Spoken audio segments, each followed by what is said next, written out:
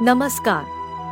માનો પ્રેમ ગંગાની એ નિર્મળ ધારા જેવો છે, જે કોઈ પણ શરત વગર બસ વહેતી રહે છે. સ્મૃતિઓના ઝરૂખેથી આજે અમે એક એવી જ ગાથા લઈને આવ્યા છીએ, જ્યાં સ્વનું વિસર્જન થઈ જાય છે અને માત્ર નિઃસ્વાર્થ અનુરાગ શેષ રહે છે. આવો, ગંગાના આ પાવન દર્શન સાથે હું તમને સુપ્રસિદ્ધ લેખક રાજેશ ચંદ્રાણી મદનલાલ જૈનજીની કલમે લખાયેલી એક મર્મસ્પર્શી ગાથા સંભળાવું. મારી માં. મારી માં મને કેટલો બધો પ્રેમ કરે છે. તારીખ 19 ડિસેમ્બર 2019, જ્યારે માં આ સંસારમાં આપણી સાથે હતા. શરૂઆતથી જ શરૂઆત કરવી ઉચિત રહેશે. જ્યારે હું અબોધતાથી સમજદારી તરફ વધ્યો, ત્યારે મેં મારું ઘર હર્યું ભર્યું જોયું. એ ભરેલા પરિવારમાં મને માનું સામીપ્ય સૌથી પ્રિય હતું. તેમનો લાડ મારો સૌથી મોટો આધાર હતો. ઘરમાં ભાઈ બહેન પણ હતા અને મારી માએ બધું જ સંભાળવાનું હતું. બાળકો, પરિવાર, સમાજ અને ધર્મના દાયિત્વોને તેઓ અપેક્ષિત સંતુલનથી સાધતા હતા. આ બધાની વચ્ચે તેમની પાસે પોતાના માટે બહુ ઓછો સમય રહેતો. હું થોડો મોટો થયો ત્યારે એક સત્ય અનુભવ્યું. તેઓ અન્ય બધાની સરખામણીએ ક્યાંય વધુ સરળ અને શાંત ચિત્ત હતા. મેં તેમને ક્યારેય કોઈના પર ક્રોધિત થતા જોયા નથી. મેં તેમને ક્યારેય ચીઢાતા જોયા નથી. કદાચ એ કાળમાં આ દરેક માની સહજ વિશેષતા હતી, એક આદર્શ ગૃહિણીની ઓળખ.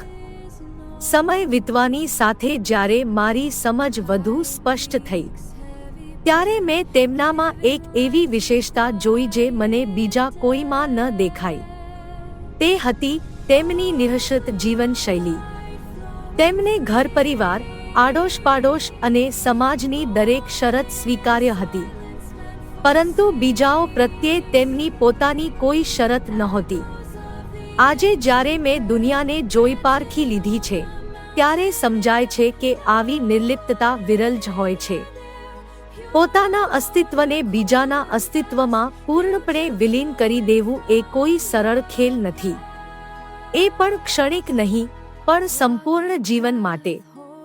નિશ્ચિતપણે તેઓ એ વિશિષ્ટ વ્યક્તિઓમાંથી એક હતા જેમને માનવીય અપવાદ કહેવામાં આવે છે. તેમની આ અખંડ સરળતામાં મેં ક્યારેક કેટલાક સુખદ ક્ષણો પણ જોયા હતા, જે વિશેષ કરીને તેમના પિયરના પ્રવાસ સમયે થતા હતા. લલિતપુર તેમનું પિયર છે. તેમના પિતા અને મોટા ભાઈનો સાથ તેમને 8 વર્ષની ઉંમર સુધી જ મળ્યો હતો. ત્યારબાદ નાનીજી અને માનું જીવન આપણા માસાજીના પરિવાર સાથે વીત્યું. બાળપણમાં જ્યારે અમે ત્યાં નાની અને માસાજીને મળતા, ત્યારે જાણ થતી કે માની અંદર આ ઉમદા સંસ્કારો ક્યાંથી આવ્યા. લલિતપુરમાં હોય ત્યારે માના સ્વરમાં એક અધિકાર બોધ પ્રગટ થતો હતો. ત્યાં આજે પણ અમારા માસીના પરિવાર રહે છે, જેઓ પરિસ્થિતિથી સામાન્ય પણ વિચારોથી અત્યંત મહાન છે. તેમણે માને હંમેશા હૃદયથી આદર અને અનુરાગ આપ્યો. મને માના ચહેરા પર એ પ્રસન્નતા જોઈને આનંદ થતો હતો. લલિતપુરની એ ગલીઓમાં તેઓ ખરા અર્થમાં પોતાના ઘરે હતા. હું ફરીથી મારા પર અને માની જૂની યાદો પર પાછો આવું છું. ધાર્મિક સંસ્કારોમાં ઉછરેલા હોવાને કારણે માની ઘણી અપેક્ષા રહેતી. તેઓ ઈચ્છતા કે અમે પાઠશાળા જઈને ધર્મને સમજીએ અને પાઠ કંઠસ્થ કરીએ. મારા ભાઈ બહેન આ કસોટી પર ખરા ઉતર્યા, પણ મારી રુચિ એ સમયે ભણવામાં થોડી ઓછી હતી. પછીથી એન્જિનિયરિંગના અભ્યાસ અને નોકરીના કારણે હું બહાર જ રહ્યો. આ પ્રકારે ધાર્મિક ક્રિયાઓમાં હું શરૂઆતમાં જ જે રીતે પછાત રહ્યો, મારું એ પહાતપણું એક પડછાયાની જેમ આજીવન સાથે રહ્યું. 5 વર્ષ પહેલા પિતાજીના ગયા પછી માં નિરંતર નબળા થતા ગયા. તેઓ છેલ્લા 2 વર્ષથી સાંધાની જકડાઈ જવાને કારણે પથારીવશ છે. નાના ભાઈનો પરિવાર તેમની માયાળુ સેવા શુશ્રૂષા કરી રહ્યો છે. તેમનું શરીર હવે માત્ર 25-30 કિલોનું જ રહી ગયું છે, પરંતુ આ વિપરીત સ્થિતિમાં પણ તેમની આત્મિક શક્તિ અડગ છે. તેઓ હવે માત્ર એક સમય આહાર ગ્રહણ કરે છે, પોતાનું પૂર્ણ ધ્યાન મોક્ષ માર્ગ પર કેન્દ્રિત રાખે છે. શારીરિક શિથિલતા હોવા છતાં તેઓ માનસિક રીતે પૂર્ણ સક્રિય છે. તેમની બુદ્ધિ અદ્ભુત રીતે પ્રખર છે. જીવનભર જે વાંચ્યું મળ્યું એ બધા પાઠ તેમને આજે પણ મુખાગ્ર છે. તેમની દુનિયા હવે એક ઓરડામાં સમેટાઈ ગઈ છે, પણ ત્યાં પણ તેમની કોઈ શરત નથી. હવે સાંસારિક વાતો તેમને વ્યર્થ લાગે છે. તેઓ એક જ વાક્ય વારંવાર કહેતા રહે છે, જે જ્ઞાનથી ભરેલું છે: સૌની ક્ષમા, સૌને ક્ષમા. તેઓ એ સૌની પાસે ક્ષમા માંગે છે જેમનાથી તેમને કોઈ તકલીફ રહી હોય, અને જે કોઈએ પણ તેમને દુઃખ પહોંચાડ્યું હોય તેમને તેઓ સહજ રીતે ક્ષમા કરી દે છે. મારી મોટી બહેન કિરણે આ સત્યને ખૂબ સારી રીતે ઓળખ્યું છે. તેઓ દરરોજ ફોન પર માને ધાર્મિક પાઠ સંભળાવે છે. માને એ બધું સ્મરણ છે, છતાં તેઓ ભાવવિભોર થઈને સાંભળે છે. જેમ મેં કહ્યું, ધાર્મિક દૃષ્ટિએ હું તેમનો પછાત દીકરો છું. દૂર રહેવાને કારણે હું તેમની પ્રત્યક્ષ સેવા કરી શકતો નથી. આશરે 2 મહિના પહેલા મનમાં એક સુંદર વિચાર આવ્યો કે જો હું પણ તેમને પાઠ સંભળાવું તો તેમની પ્રસન્નતા વધશે. ત્યારથી દરેક રજાના દિવસે હું તેમને ફોન કરું છું. તેઓ અધીરાઈથી મારા કોલની પ્રતીક્ષા કરે છે અને ખૂબ આનંદિત થાય છે. સંવાદ દરમિયાન તેઓ મને જુદા જુદા પાઠ સંભળાવવાનો આગ્રહ કરે છે. છેલ્લા 2 અઠવાડિયાથી તેમની એક વિશેષ ઈચ્છા છે. તેઓ મારી પાસે ભક્તામર સ્તોત્ર સાંભળવા ઈચ્છે છે. સંસ્કૃત શ્લોકોનું શુદ્ધ ઉચ્ચારણ મારા માટે એક મોટો પડકાર છે. તેમને આ બધું જ જરાય પણ ભૂલ્યા વગર મુખાગ્ર છે. છતાં મારી પાસે સાંભળવું તેમને અતીવ શાંતિ આપે છે. અઠવાડિયામાં 1 કલાક આવું કરવું.